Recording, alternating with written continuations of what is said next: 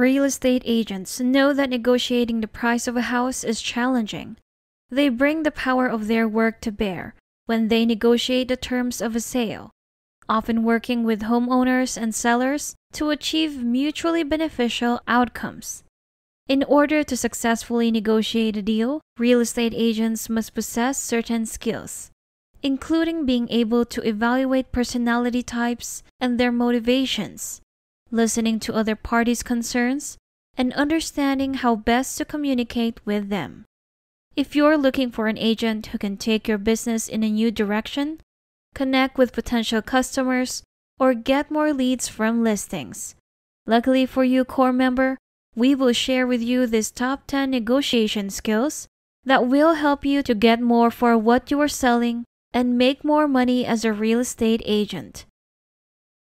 As a real estate agent, you must bargain on behalf of your clients to secure them the best deal possible. You'll frequently be dealing with other real estate agents or with homeowners or purchasers directly. The local and national real estate markets have a big impact on your capacity to negotiate. Purchasing and selling a home, on the other hand, usually happens swiftly, especially with today's real estate trends. During the buying, selling, and negotiation processes, you must make important financial decisions as an agent. These strategies will help you improve your bargaining skills and help you close transactions that delight your clients. Number 1. Research everything. If you're working with another real estate firm, do some research on them to learn about their negotiation strategies and what they usually compromise on. Networking is one approach to obtain important information. Try to find out if anyone in your real estate network has any insight into another agent's behavior or negotiation tactics. According to Ryan Lambert, co-founder of Sell My House in Wisconsin, real estate agents should try to understand the other party's personality profile so that we can communicate effectively during the negotiation process. For example, if the other side has a powerful personality, they will most likely be straightforward with you. You should be direct and to the point in return. If someone is conscientious, they will want numbers and facts. Some come prepared with all figures clearly laid out. Use your high emotional intelligence to read other people's demeanor and behavior, and send the appropriate message and information to help appease them while also getting closer to a finalized deal.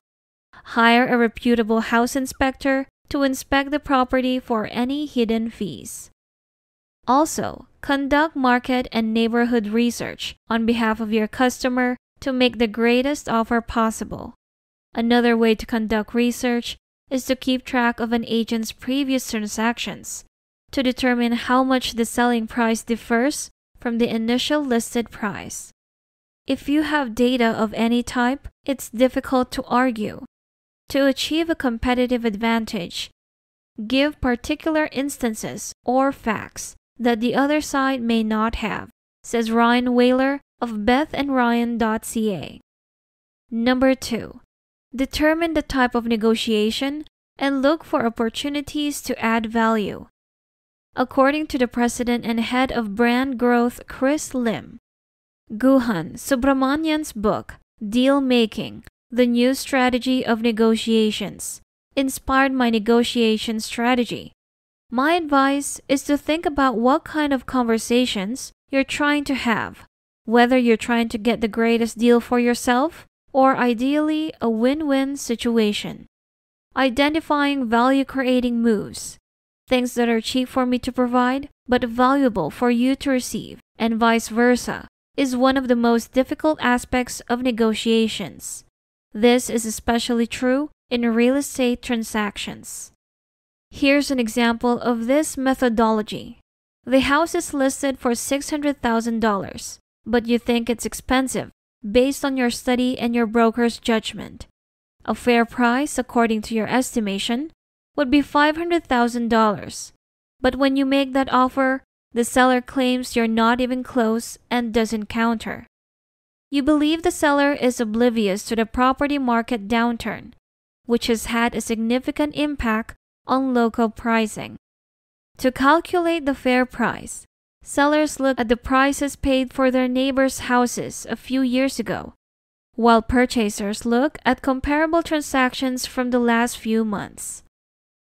To break through the consequent impasse, you can attempt inventive transaction structuring. To begin, keep in mind that a typical property purchase is a very tight deal. Once a seller commits to a certain buyer, they cannot legally sell the house to anybody else, even if they offer a significantly greater price. In your case, a loose agreement structure might be the best option. Consider making a lighter offer of $525,000. Give the seller 60 days to continue looking at the house. If a better offer comes in within that period, the seller has the option to accept it and give you a breakup fee of $25,000 or less. This contract structure creates value by combining multiple perspectives on the house's worth. You're effectively telling the seller, you think the house is worth $600,000, but I don't think you'll get a better offer than my $525,000. I'm so certain in my assertion that I'll give you 60 days to disprove it. I'll keep looking for the perfect house if you locate a better price. We'll close in 60 days at my price if you don't locate a better deal. Number 3. Take your fiduciary responsibilities seriously. If you truly want to fulfill your fiduciary duty to your client, you must make every attempt to obtain a better price for them. In the New York Times, Corcoran creator and Shark Tank star Barbara Corcoran says, "Negotiating is like dating. There's got to be some romance. If the guy gets the girl home on the first date, it's too easy, and the relationship doesn't last. Nothing poisons a deal faster than when the asking price is accepted right away and when a buyer's initial bid is accepted. Either the seller believes he underpriced his home or the buyer believes he overpaid for it. The buyer and seller tend to drift away rather than focus on their connection," according to Ms. Corcoran. Number 4. Make them believe it was their idea to say yes. Nobody enjoys being forced to do something. That's why effective negotiators often make the other party believe they're in charge. Offering them a speedy out is a fantastic way to do this. According to studies, affirming language such as "you'll probably refuse, but" increases cooperation. Here's an example of how you may use this method in your discussions from Josh Flagg, star of $1 Million Listing and founder of Flagship.com. The buyer is asking for you to pick up the closing costs to close the deal. You're free to say no to that, of course, but would you be willing to consider it? Number 5. Set reasonable expectation. Many sellers get stars in their eyes when they are selling their home in a seller's market, only to find themselves disappointed when the offers come in lower than expected, or multiple buyers ask for items after the inspection. On the net sheet, prepare your sellers for a lower than expected offer and build in a budget for inspection items. They will serve you and them later if the offer isn't as expected or the surprises arise from the inspection report. Number 6. Negotiate from a win-win standpoint. Many rookie agents make the mistake of approaching each negotiation as if it were a war.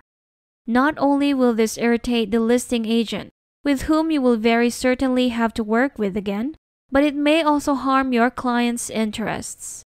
Instead of turning everything into an adversarial crisis, learn to take challenges and focus on solutions. Your clients and colleagues will appreciate it. Number 7.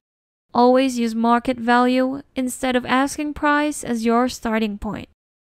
According to Bruce Allian, Atlanta associate broker and attorney, RE/MAX Town and Country, my strategy is to calculate the value of a property. This, rather than the asking price, is the starting point for negotiation. It may require an offer above present market value in hot markets, to get a home under contract. Many people seek to undercut the competition by making a low-ball offer that will never be accepted. I strongly advise against it. It provides no information regarding the seller's position. I prefer to make an offer that is a little less than the seller's likely minimum. If the seller does not take a bit less than their minimum, they will be obliged to respond aggressively in order to avoid turning away a strong buyer. The tennis analogy I use that no matter how hard your first service, if you don't get the ball in play, it's a waste of time. Number 8. Learn the rudiments of persuasion. Did you know that giving a present at the conclusion of your meal, such as a mint or a cookie, increases tips by 14%? This is an example of reciprocity, the first of 6 persuasive rudiments. First, reciprocity. When people are given something, they feel obligated to give back. Second, scarcity. Scarcity motivates people to act, as seen by antiques, artworks, and trophy properties. Third, authority. If a request comes from a perceived authority or expert in the field, we are more likely to comply. This is why your doctor has degrees on her wall and why certificates and designations, such as certified negotiation expert, can be extremely beneficial. Fourth, consistency. People gravitate toward and feel more at ease in situations that are predictable over time. Treating the listing broker as an adversary will always backfire. Fifth, liking. Everyone likes people who are similar to them, and studies have shown that group preference is linked to persuasion. Sixth, consensus. The Pinterest favorite kitchen will make it much easier to sell a house. Similarly, if you have a reputation as a wonderful agent to work with, more agents will want to work with you, giving you additional bargaining power. Number 9. Have a backup plan. Any good negotiator knows that unless the market is substantially in your favor, you're unlikely to receive the exact bargain you or your customer want. Always have a backup plan in place. It will help you decide when to walk away and when to sign on the dotted line. Know what your client is and is not prepared to compromise on to have a sound plan B. Also, attempt to figure out what matters most to the other party and what they will not compromise on. Early discovery of this knowledge will reduce the amount of back and forth in the negotiation process. Agents should have a thorough grasp of the motivations and variables of relevance to the opposite party. According to Lou Gimbutis, a chief homebuyer with Property Solutions LLC, this understanding will greatly benefit you since you will be able to frame any concessions you make in terms of what is most essential to the opposite side. When contemplating your backup plan, a fair rule of thumb is that if your plan B is better than what's on the table, you shouldn't take the deal. If the offer on the table is better than your plan B and original offer, you should take it seriously. Number 10. Know when to say no. Learning to say no and understanding when to walk away is one of the most difficult negotiating skills to master. To begin with, saying no does not automatically imply walking away. You have the right to refuse a deal or a proposal at any moment and continue the discussion by offering a reasonable counteroffer. Say no to make a point, but keep in mind that expressing no could cause the other party to leave. Walking away is a difficult talent to master, but knowing when to do so comes down to understanding your client and what he or she is prepared to give up. Find out what your client's maximum buying price or lowest selling price is. It's advisable to walk away and work with someone else if you and the other person aren't on the same page early on. Furthermore, if you have spent a long time trying to reach an agreement with another side, give the process additional time before walking away. If a deal isn't in sight, know that you'll have to walk away and the other suitors will be on their way. Rather than pounding on a dead horse, you need to walk away, explains Sean O'Dowd of Close Concierge, As a residential real estate agent, your major priority is to help your client obtain the best bargain possible, whether purchasing or selling a property. There are millions of other homes out there, and there will be one that is a better fit. Always keep in mind that real estate negotiations are an emotional experience for both the buyer and the seller. Here are some frequently asked questions on real estate negotiation. What is negotiable when buying or selling a home? First is the price. Although it may appear simple, real estate agents negotiate the price first. The seller desires the greatest possible price, while the buyer desires the lowest possible price. As a result, it's common for both parties to propose higher or lower pricing at first, based on their posture before settling on a price in the center. Second is the costs of closing. If your customer is purchasing a home, they must pay a prepaid closing cost. This money is usually held in an escrow account by the mortgage company. However, a buyer can ask for a fixed dollar sum or minor percentage contribution toward closing costs from the seller. Third is the date of closure. Your customer wants to sell as soon as possible in order to avoid paying for the property listing. Buyers' monthly cash flow will be affected after they purchase the home. Sellers are similarly keen to earn a substantial financial return once the home is sold. The buyer usually skips the next month's mortgage payment after closing. In this instance, the buyer may prefer to close at the beginning of the month in order to avoid paying the mortgage the following month. And lastly is the home improvements. When it comes to negotiating repairs, home buyers usually have the upper hand. You should advise your client to engage an inspector and conduct a pre-inspection walkthrough because they are purchasing and possibly living in the property. The inspector will find problems that your client will be responsible for fixing in the future. As a result, when negotiating expenses, buyers should include these repairs. If your client is selling, you can always state that the home is being offered as is, which informs potential purchasers that repairs are not included and should not be bargained for. How can a real estate agent improve their negotiation skills? Real estate professionals can improve their negotiation abilities by attending seminars, workshops, and talking with mentors.